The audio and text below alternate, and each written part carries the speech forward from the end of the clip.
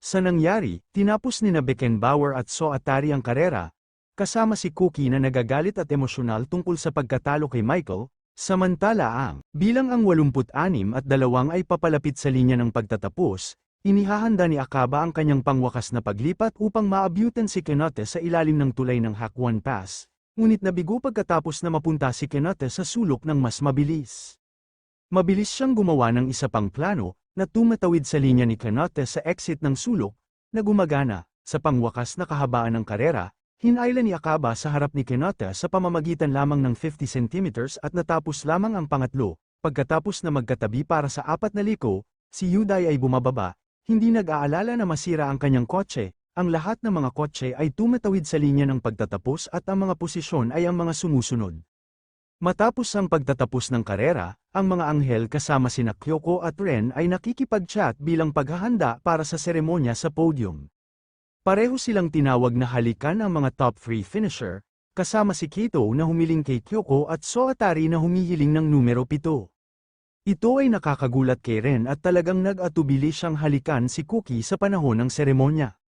Nang makita ito, nagalit si Sean kay So Atari, habang si Mami ay tumama kay Kenote at binigyan siya ng kanyang mga sosyal. Matapos ang seremonya, nais ni Sean na makipag-usap kay Cookie, na hiniling sa kanya na huwag manggulo sa numero 7. Bilang kapalit, sinabi ni So Atari kay Sean, na masasabi niya na siya ay nasa paligid ng 17 taong gulang, na nag-iiwan kay Eva na hindi naniniwala. Kalaunan ay inanyayahan niya sina Ogata at Kenote sa kanilang tradisyonal na kapistahan pagkatapos ng karera.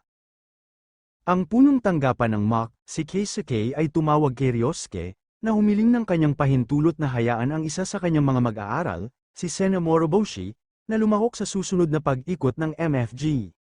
Si Kenta eavesdrops ang kanilang pag-uusap ay nasa sabik tungkol sa balita, ngunit nagtataka kung bakit hindi siya makibahagi sa MFG dati. Ipinaliwanag ni Keisuke na ipinagbawal ni Ryosuke ang kanyang mga mag-aaral sa karera sa MFG hanggang sa hindi bababa sa 2 driver ang matalo sa kanyang demo run, dahil magiging hindi ito patas.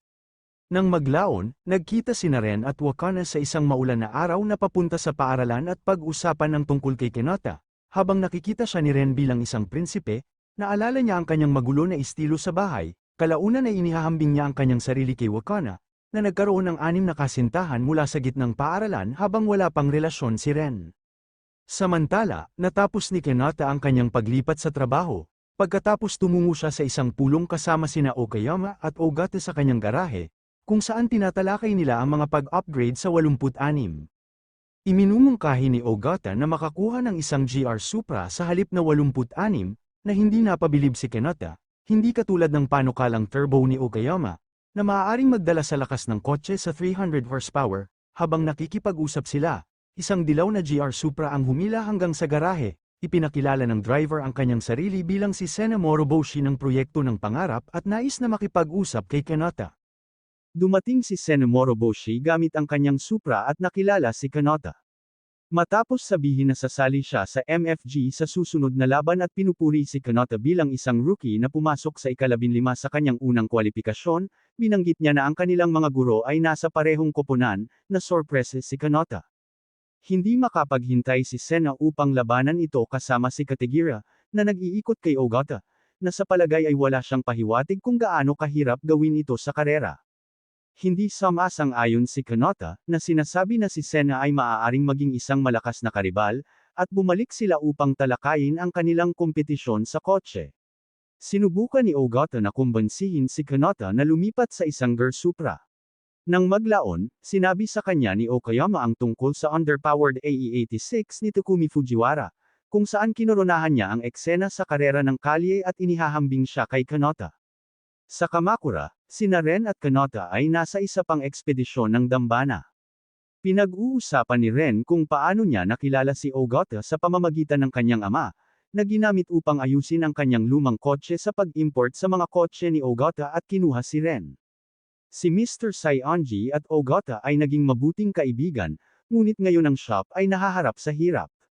Naalala ni Kenote ang Jaguar ng kanyang lolo, na dating sumire sa paglalakbay sa pamimili sa Pasko kasama ang kanyang ina. Parehong bagay ang nangyari kay Ren, kasama ang kanilang kotse sa pamilya na bumagsak sa isang highway.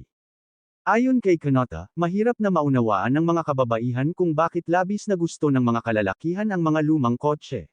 Habang nagpapatuloy ang kanilang paglalakbay sa isang mahabang hanay ng mga hagdan, napansin ni Ren ang mahusay na kalagayan ni Kanata. Iniisip niya ang tungkol sa pagkakaroon ng kaunting pakiramdam ng pagkabalisa sa kanilang mga petsa, ngunit mas nasisiyahan pa rin sila kaysa sa anupaman. Bumalik sa bahay, tinitingnan niya ang larawan ng mga magulang ni Kanata pati na rin ang kanyang sariling larawan sa kanya. Sa Spiral Zero, ang pag-upgrade sa 86 na ay nasa proseso. Pinag-uusapan ni Ogata ang tungkol sa hindi kapani-paniwalang pagganap ni Kanata sa MFG at tinanong si Okayama tungkol sa kung aling kwalipikadong posisyon ang kanilang layunin para sa susunod na laban, na lumiliko na ika-5, isang matigas na lugar sa kompetisyon na ito. Bumalik sa tirahan ni Saionji, pinag-uusapan ni Mayuko at Ren ang hangarin ni Kanata na hanapin ang kanyang ama.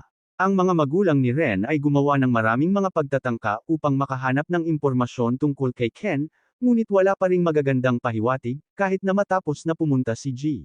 Saionji sa Gunma upang makipag-usap sa kanilang mga kapwa-kaibigan. Samantala, nakilala ni Kanata si Wakana at ang kanyang mga kaibigan sa kanyang trabaho. Sa Shibukawa, si Kenji ay bumalik sa gasolinahan kung saan nagtatrabaho pa rin sina Aitani at Tatsuki. Pinag-uusapan nila ang tungkol kay Sena Moroboshi, ang pinakamagaling na prospect ng Shibukawa na tinalo ang lahat ng mga tala sa Akagi, Mayogi at Akina, na pumapasok sa MFG, na nagpapasaya sa kanilang lahat. Ang kanilang pag-uusap ay dahan-daang lumipat sa mga pakikibaka ng buhay na may asawa, na mahirap kina Atsuki at Kenji, ngunit hindi si Aitani, na nanatiling nag-iisa sa buong taon. Bumalik sa tirahan ni Saionji, nag-aaral si Ren para sa kanyang finals kasama si Wakana at pinag-uusapan nila ang pag-post ng larawan ng mga magulang ni Kanata sa internet upang makakuha ng tulong sa online. Ayaw ni Ren na gawin yun, dahil sa palagay niya ay masyadong personal para sa kanya ang larawang ito. Nang maglaon, ang pagkilala ni Saionji kay Kanata para sa hapunan sa isang restoran ng Italia, nag-aalala tungkol sa kanya na gumastos ng maraming pera sa kanila. Matapos matiyak na ito ang kanyang nais, magpatuloy sila sa isang magandang oras, kasama si Mayuko na lasing at tinawag si Kanata na kanyang lihim na anak na lalaki at Kanata na pinupuri ang restoran na Italiano sa mga nasa England. Matapos ang hapunan, pinasalamatan ni Saionji si Kanata sa pagkain, na sinasabi na maaari siyang manatili sa kanila at humingi ng anumang tulong dahil hindi pa rin siya itinuturing na may sapat na gulang sa 19 na taong gulang. Nang maglaon, ang na-upgrade na 86 ay sinubukan ito ni Kanata sa Turnpike kasama si Ogata.